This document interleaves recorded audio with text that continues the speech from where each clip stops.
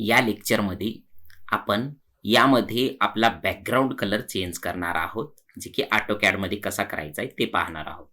त्यासाठी कीबोर्डवर O आणि P प्रेस करायचा आहे तुम्ही आणि इथे गेल्याच्या नंतर तुम्हाला ऑप्शन नावाचा डायलॉग बॉक्स ओपन होईल. यामध्ये डिस्प्लेमध्ये जायचं आहे. ओके. आणि इथे तुम्हाला कलर्स दिसेल पहा. या कलरवर सिंपल क्लिक करून इथं कलर चेंज करायचा आहे, जे की राहील तुमचा व्हाईट कलर आणि तोच इथं अप्लाय करायचा आहे. ओके. आणि ओके करायचा आहे. तर अशा पद्धतीची तुमची हा जो प्लॅन आहे तो दिसेल तुम्हाला.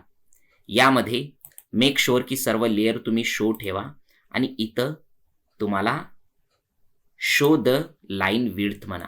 तर ह्या ज्या व्हाईट लाईन आहेत त्या ब्लॅक दिसतील तुम्हाला आणि अशा पद्धतीचा हा प्लॅन दिसेल. आणि मेक शुअर की जसे की तुम्हाला कलर कुठला चेंज करायचा असेल तर तुम्ही इथून तो कलर सुद्धा चेंज करू शकता.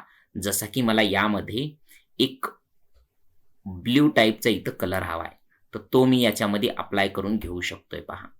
ठीक आहे, दिसतोय जे की तुम्हाला ठळक दिसत असेल. तर ह्या सगळ्या गोष्टी करून तुम्ही हा प्लॅन एक सुंदर पद्धतीने असा सजवू शकता.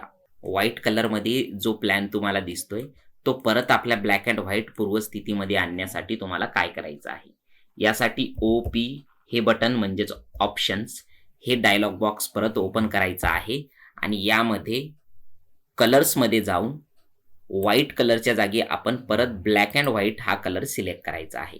तसे यामध्ये भरपूर कलर आहे जे की तुम्ही सिलेक्ट करू शकता, पण ब्लॅक अँड व्हाईट कलर हा तुम्ही वारंवार चेंज करू शकता. तर ह्या टाईपचा तुमचा विंडो दिसेल.